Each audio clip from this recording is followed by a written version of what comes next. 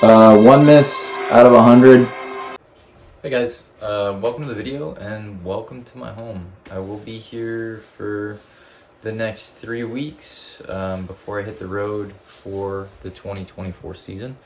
And I'm excited to bring you guys a number of videos. Today we will be getting into a bit of the nuts and bolts of putting. I'm going to go over 3 key elements that have helped me on my journey and learning how to putt with my non-dominant hand. A little bit of backstory.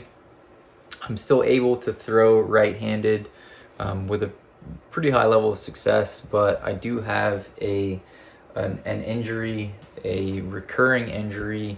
I did play a couple of sports in college. I played tennis and Division I rugby. The tennis, surprisingly enough, has been much harder on my body. So I've had a lingering injury since playing in college that it's been tough. There are times where I can't even hold a fork with my right hand, but fortunately it hasn't done anything to hurt my power, and I'm still able to move the disc quite well on the drive. But with putting, at times I lose the use of my right hand entirely. So talking with a good friend last season, Clay Edwards, he was like, man, you have options, you have surgery, this, that, and the other, but he recommended I go ahead and start putting left-handed. So that's what I did. I have gotten an MPO win putting lefty, which is great. And then I went back to putting right-handed. And vacillated between the two, but now for the 2024 season, I'm going to putt left-handed entirely, and I've been focusing on it for quite some time now in the off season. So without getting into a long explanation of my injuries, this, that, and the other, it's actually huge because I am learning so much more about the putt. And so I'm able to relay this information to the channel, and hopefully it helps you guys. So we will be doing all indoor putting. The maximum distance I'm going to putt in my home is from 18 feet. There is a bit more room to work with, but right now I am trying to repeat things that are very much conducive to success. Yes, I'm trying to reinforce the same motion, but I'm also trying to build my confidence so I can translate that confidence onto the course and then into tournament play. I feel like confidence on the putting green is huge. So I will get into a bit of the tactical side of putting, but in terms of the technical side we will go into is a bit of the role of the elbow. So the elbow is actually a hinge system. So, and I believe wholeheartedly that you can be a great putter with non-repeatable motions, but it will take you many thousands of reps in order to succeed. So with the elbow, and that's the only part of the arm system I'm going to get into today, but with your elbow, it is far more conducive to success if you use the elbow as a pivot or hinge system if your desire is to add more spin, more speed, and more action to the disc. We will get into a bit of the lag and release if your elbow leads the hand and wrist, if your elbow goes before the disc. I will touch on that quite a bit. And then, all right, what up, gang? I had to cut that guy off. He talks a lot. Let's get right into it. A little bit of pleading you to like the video, subscribe, all that stuff. But I started this before it was light outside and it's dark outside. Let's get into it. Extraordinary amount of information to share. So please, if you guys like it, like the video physically, subscribe, and ask questions. Before I start traveling full time, I have far more time to answer questions in the comments and help you with the technical elements of these strokes. Hope you guys enjoy the video. Let's get right into it. Straight arm pendulum. Now we're gonna go spin putt. So shifting around the pendulum or the hinge of the elbow.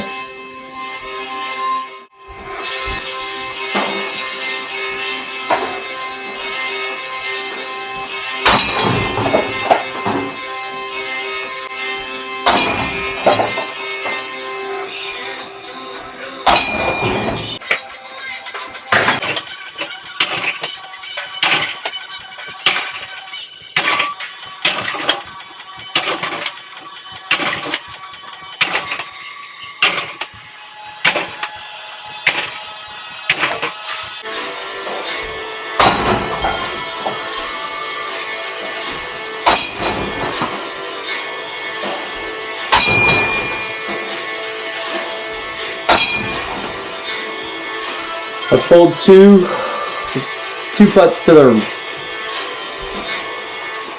the left. So weird being left-handed.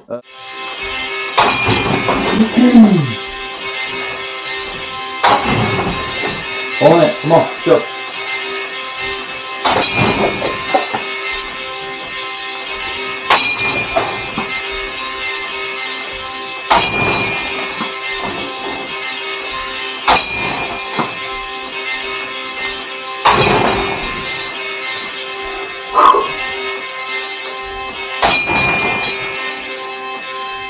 Adjust off of makes instead of adjusting off misses. If you adjust off of misses, it's really bad negative reinforcement for your round. Adjust off of makes that are not clean or not hitting the desired target. So yeah, this is the point ultimately. Positive reinforcement is far better for you than negative reinforcement. If you're in a round, if you're playing a competitive round, so let's say for instance you're in a tournament, it's far better to adjust off of your makes than your misses.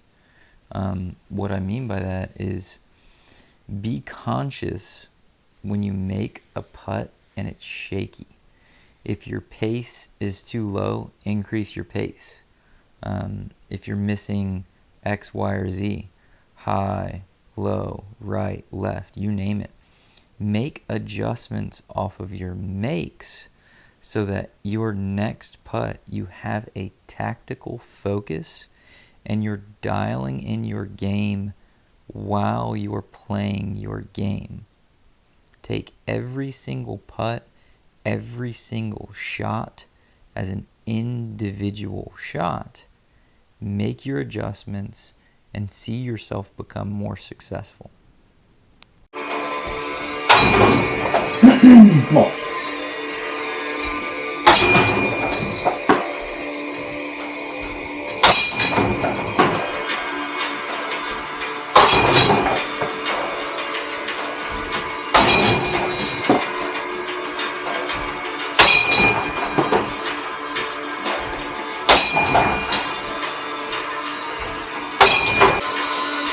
Connecting a little bit with the hip to core to shoulder to elbow system. Okay, so this might be an alien concept, but I'm going to get a little bit into lag and release on the putt, and I will at some point try and clarify this on the drive and using the arm system. So far, I've just really gotten into the primary movers of the drive in previous videos, but I will get into the secondary movers. But on something slow like the putt, the elbow system actually creates lag and release and is a primary mover. This is very, very apparent if you watch or are into striking. If you connect the kinetic chain and lead with your elbow into your hand, there's going to be a lag and release of power into your hand. There's actually a 1-to-1 ratio. So if your hand moves at 1 mile an hour, it's a 1-to-1 ratio. You're only going to get 1 mile an hour because it's exactly that. There's no force multipliers. But if you connect links in the kinetic chain that are closer to the center of your body, I'm not going to get super into the detail of it, but you can get a lag and release if your elbow goes first. And I can go into greater detail of this, but it would be a very long technical video, and I'm trying to keep these short and sweet, but yeah, that's the role of the elbow in a nutshell. And I really like Adesanya. I may attach a little bit of highlight reel of him just putting people to sleep with a jab. He technically is really solid, and he shows you how with a jab he really goes forward with the elbow and the hand is behind the elbow. Again, we're trying to throw a jab every time. I'm just throw a lefty jab. Relate this to something that you know. Relate this to something that's been studied. It's been studied a lot more than disc golf putting has. Relate it to the jab. Build it from the ground up. Connect the kinetic chain. Throw in a jab. You throw your elbow, and then the hand trails behind the elbow because you're not trying to lead with your hand. If you try and lead, there's no lag and release, but you lead with your legs, your weight shift, the whole kinetic chain, and then your elbow connects that momentum shift to the eventual hand, which has the disc, or the hand that hits with the jab. Hunting with an elbow. Oh, he's hurt, man. Oh, another knockdown. Israel Adesanya. So create a lag and release on the putt. Don't try and slowly get there with your hand, because if the hand is the catalyst for firing your putt, you have no chance to connect the dots in the kinetic chain and actually use large muscle groups or your whole system. I think using just your legs is incorrect in the language, because if you just use your legs, it's not going to connect anything to anything. But again,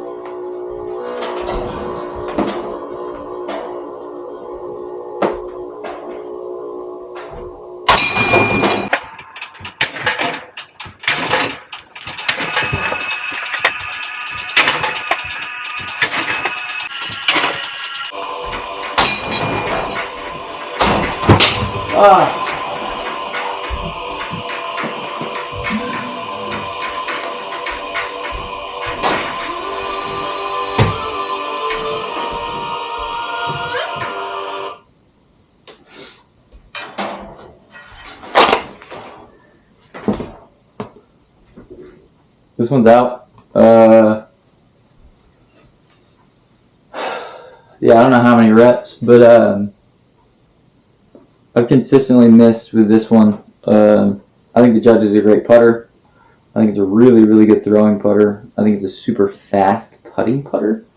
But for whatever reason, the feel is so different from the molds that I'm currently testing for next season that I'm not really getting that mind-muscle connection. And as soon as I put it in my hand, it's so different from the other discs that,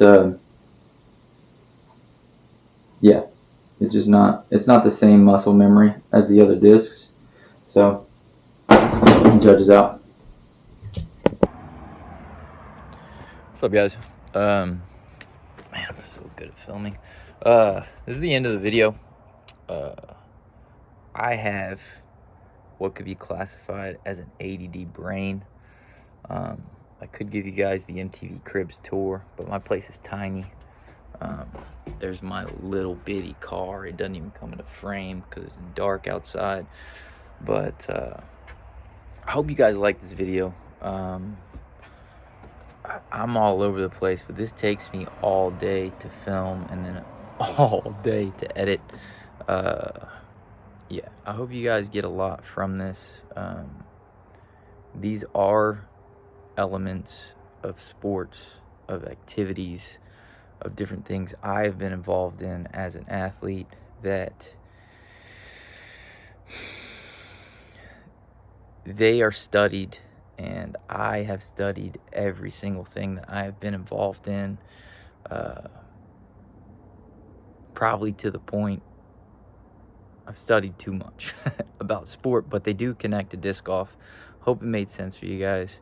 Hope you liked the video. I hope it helps, man. It's helped me a ton. This has been a fun journey. Get out there, get practicing. All the love. See you guys in the next one.